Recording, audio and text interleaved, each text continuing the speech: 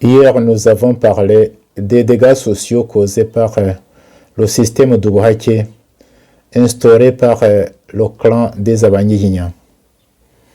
Aujourd'hui, parlons des Abega. Après la guerre d'Oruchunshu, le clan des Abega a presque décimé tous les nobles du clan Nyiginya. Des rescapés ont dû s'enfuir à l'étranger. Cet événement a créé une plaie profonde et chronique dans le clan des Abanyiginya. Je pense que les descendants actuels des Abega devraient prendre leur courage et leur humilité en main pour se tenir dans la brèche et demander pardon aux Abanyiginya. Quand je parle de telles confessions, ça peut paraître obsolète et anachronique, surtout qu'il y a d'autres urgences douloureuses pour les Rwandais, à savoir le régime FPR qui est en train de torturer les Rwandais. Oui, c'est vrai, ce régime fait souffrir beaucoup les Rwandais, de tous les groupes et de tous les âges. Ce qui est diabolique, c'est qu'il le fait intentionnellement. Je conseillerais aux Rwandais de ne pas perdre courage, de garder espoir, de garder l'amour les uns pour les autres, tout en combattant le mal et le mensonge. Et il faut déjà penser à l'après-Kagame FPR. Soyez bénis et à demain. Je me souviens, il y a 25 ans, nous étions réunis dans une ville appelée Detmold en Allemagne. Nous étions des Hutus, des Tutsis et des Européens qui avaient vécu au Rwanda et qui connaissaient bien le pays. Il y avait parmi nous des religieux, des pasteurs, des prêtres et des laïcs. Nous avions passé toute une semaine dans une communion de prière et de partage fraternel. Mais le soir du dernier jour de notre rencontre, nous avons vécu quelque chose d'extraordinaire. Les Tutsis qui étaient venus du Rwanda, quelques-uns étaient même nos amis, on se connaissait très bien, ils nous ont raconté leur calvaire pendant les génocides. Mais ils disaient tout cela dans un ton fraternel, sans haine ni rancune. Lorsqu'ils nous racontaient le mal qui a été fait à eux et à leur famille, les Hutus qui étaient là furent pris de pitié et de compassion. Les uns commencèrent à pleurer, d'autres s'agenouillèrent en disant ceci: vous les Tutsis ici présents, nous vous demandons franchement pardon pour ce mal extrême que les nôtres vous ont fait. Les Tutsis qui étaient là furent touchés par ce geste des Hutus. Les uns se levèrent pour les embrasser et les consoler en disant ceci: votre douleur compatissante et votre demande de pardon nous ont touché le cœur et nous nous sentons franchement soulagés. Mais d'autre part, nous aussi les Tutsis ici présents, nous devrions demander pardon aux Hutus. Oui, nous demandons pardon pour les peines et les souffrances que les nôtres ont fait subir aux Hutus tout au long de l'histoire de notre pays. Les Européens qui étaient là furent étonnés et ils disaient ceci: c'est la première fois que nous entendons des paroles pareilles parmi les Rwandais. Nous aussi, en tant qu'Européens, nous demandons pardon aux Rwandais parce que nous avons une responsabilité dans les malheurs qui ont frappé les Rwandais.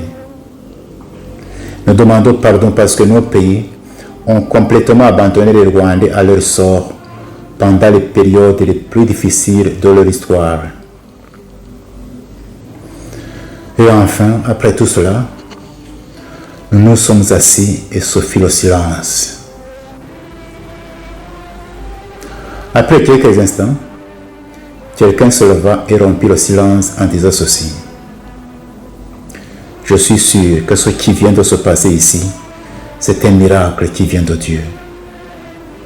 Je pense, disait-il, que nous devrions mettre par écrit ce que nous venons de vivre ici et inviter les Rwandais, nos compatriotes, à écouter la souffrance de l'autre, à se tenir dans la brèche et à demander pardon. Nous avons composé cet écrit et nous l'avons appelé Confession de Detmold. Detmold, c'est cet endroit où nous étions réunis. Vous pouvez trouver cette confession traduite en plusieurs langues sur son site confessiondedetmold.com ou sur la chaîne YouTube Dr Fulgence Loaiza. Parmi les gens qui ont signé cette confession, quelques-uns sont morts. Mais je ne doute pas que le Seigneur, notre Père commun, les a reçus dans son royaume éternel. À sa publication, c'est-à-dire à la fin de l'année 1996, cette confession a été différemment accueillie et appréciée. Tandis que beaucoup l'appréciaient hautement et disaient que c'était le seul chemin que les Rwandais devraient emprunter pour arriver à la vraie réconciliation, d'autres s'y opposaient carrément, et parmi ceux-ci on pouvait trouver quelques prêtres et pasteurs. J'ai même entendu qu'à la radio Rwanda, à ce moment-là, on aurait diffusé la confession des Hutus seulement et laissé de côté la confession des Tutsis. Mais moi je pense que cette confession peut être une grande source d'inspiration pour la vraie réconciliation des Rwandais, c'est-à-dire la réconciliation entre les Rwandais eux-mêmes, mais aussi la réconciliation entre les Rwandais et leur histoire. Et ainsi les aider à sortir de cette impasse d'accusations mutuelles devant les tragédies qui ont endeuillé les Rwandais. Je conseillerais aussi à ceux qui liront cette confession de ne pas s'attarder inutilement sur sa lettre, mais plutôt sur son esprit. Il y a 3 leçons que nous pouvons tirer de cette confession. La première leçon est celle-ci. N'aie pas peur d'écouter la souffrance de l'autre et de la laisser pénétrer ton cœur. Deuxième leçon. N'aie pas peur d'exprimer tes propres souffrances, tes peines, tes peurs, mais alors sans haine ni rancune. Troisième leçon. N'aie pas peur de demander pardon à ce que tu as fait souffrir.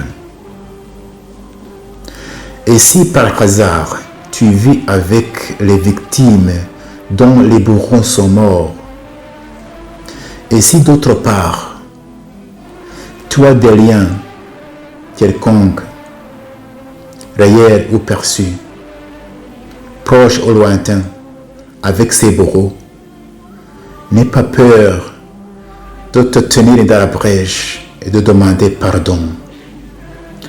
Comme ça, d'une façon presque miraculeuse, tu vas soigner beaucoup de blessures des Rwandais, des blessures du présent et du passé.